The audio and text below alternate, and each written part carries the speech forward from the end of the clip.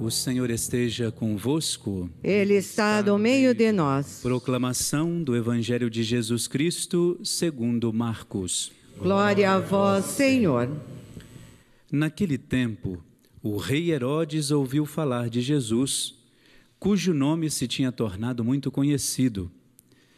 Alguns diziam: João Batista ressuscitou dos mortos, por isso os poderes agem nesse homem. Outros diziam: é Elias. Outros diziam ainda: é um profeta como um dos profetas. Ouvindo isto, Herodes disse: ele é João Batista. Eu mandei cortar a cabeça dele, mas ele ressuscitou. Herodes tinha mandado prender João e colocá-lo acorrentado na prisão. Fez isso por causa de Herodíades, a mulher do seu irmão Filipe, com quem se tinha casado. João dizia a Herodes: não te é permitido ficar com a mulher do teu irmão. Por isso, Herodíades o odiava e queria matá-lo, mas não podia. Com efeito, Herodes tinha medo de João, pois sabia que ele era justo e santo e por isso o protegia. Gostava de ouvi-lo, embora ficasse embaraçado quando o escutava. Finalmente chegou o dia oportuno. Era o aniversário de Herodes e ele fez um grande banquete para os grandes da corte, os oficiais e os cidadãos importantes da Galileia. A filha de Herodíades entrou e dançou, agradando a Herodes e seus convidados. Então o rei disse à moça: pede o que quiseres e eu te darei. E lhe jurou, dizendo: eu te darei qualquer coisa que me pedires, ainda que seja a metade do meu reino. Ela saiu e perguntou à mãe: o que vou pedir? A mãe respondeu: a cabeça de João Batista. E voltando depressa para junto do rei, pediu: quero que me des agora, num prato, a cabeça de João Batista. O rei ficou muito triste, mas não pôde recusar. Ele tinha feito o juramento diante dos convidados. Imediatamente, o rei mandou que um soldado fosse buscar a cabeça de João.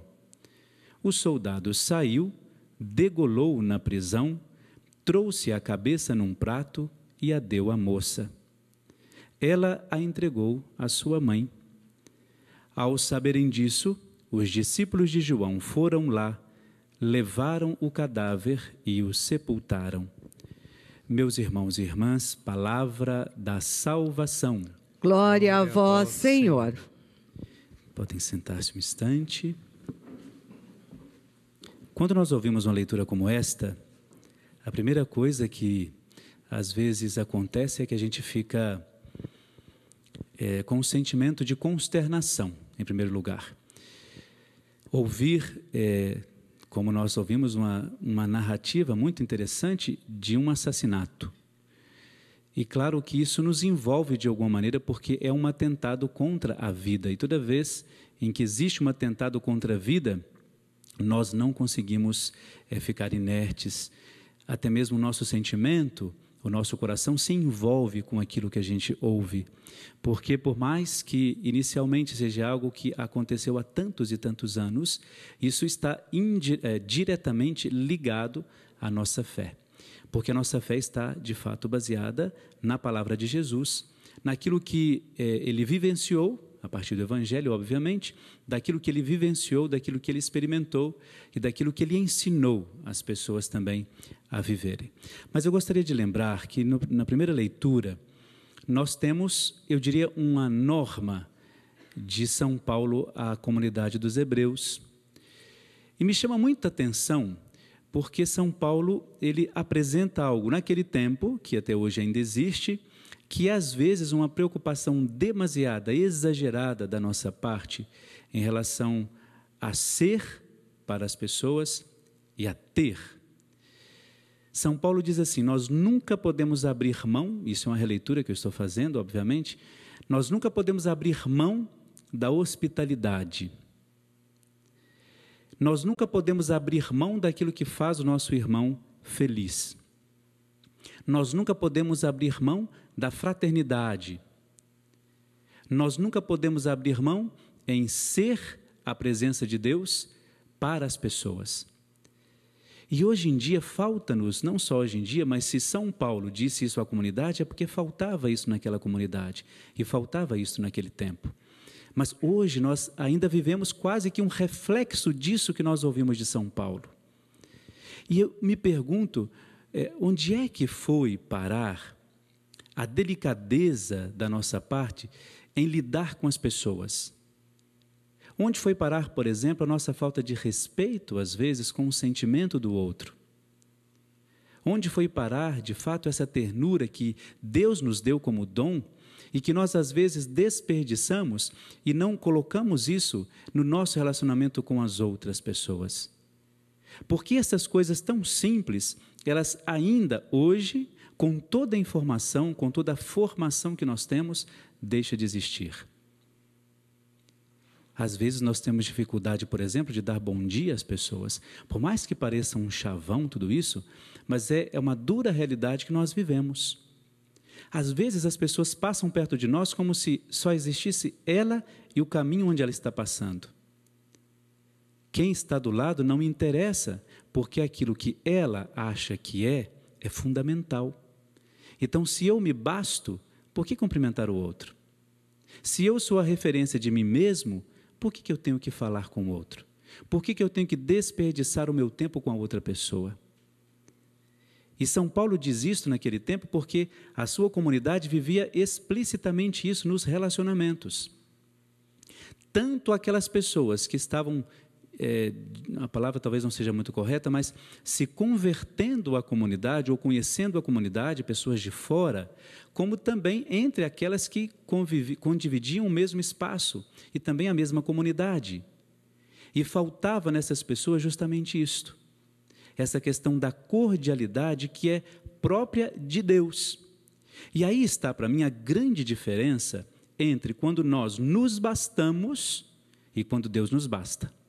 Porque quando Deus nos basta e a nossa referência, todas as pessoas com quem eu encontrar, com as quais eu me encontrar ao longo da minha vida, ao longo do meu caminho, elas serão importantes para mim. Porque chegará um dia em que tudo aquilo que eu tenho, tudo aquilo que eu sou, tudo aquilo que eu conquistei, por mais que seja importante para mim, não valerá nada.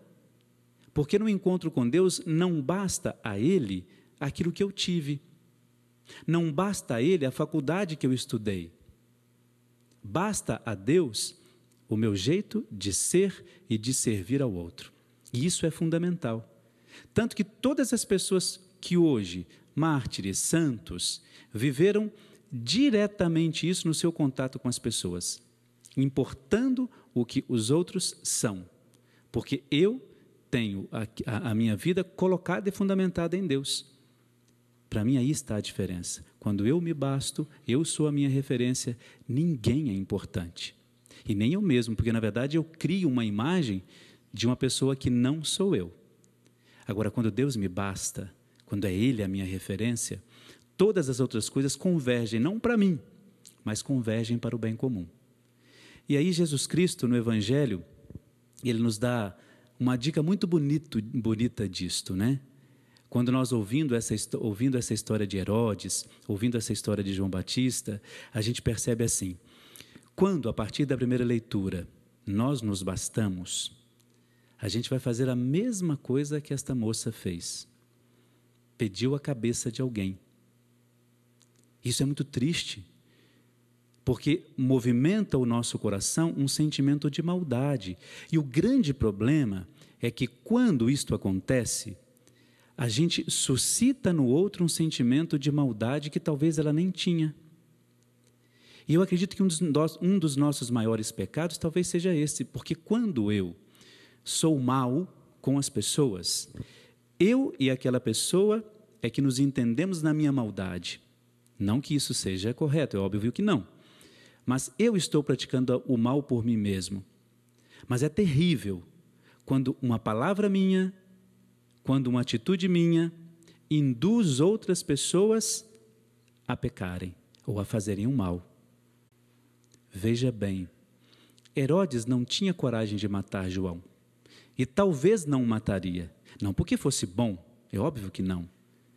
Mas porque para ele era importante ouvir que as suas atitudes não eram boas. E talvez, quem sabe, um processo de conversão não poderia acontecer aí. Mas ele ordenou aquilo que 2 outras pessoas ordenaram. Veja bem a cadeia do mal na vida dessas pessoas.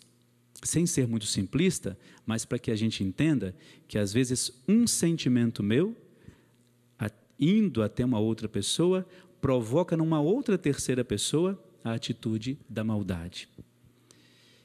E quando a gente ouve um evangelho como esse, a gente entende assim, puxa vida, as coisas seriam muito mais fáceis se nós de fato olhássemos a palavra como ela se nos apresenta hoje. Toda boa obra que nasce do nosso coração, apresentada a Deus, ela gera frutos. Toda.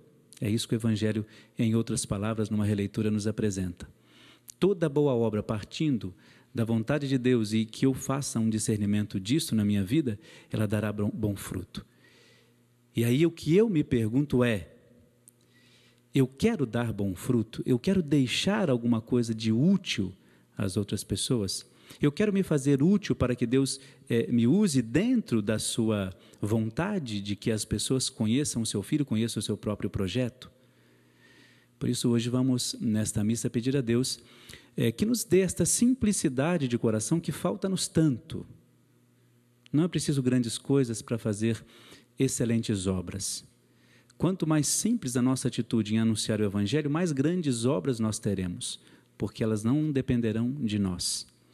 Então peçamos nessa nossa missa que criemos ainda mais ou suscitemos em nós também essa vontade de sermos portadores da boa nova do Evangelho.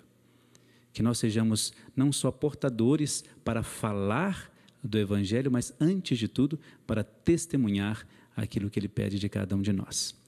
Louvado seja o nosso Senhor Jesus Cristo. Para sempre seja louvado.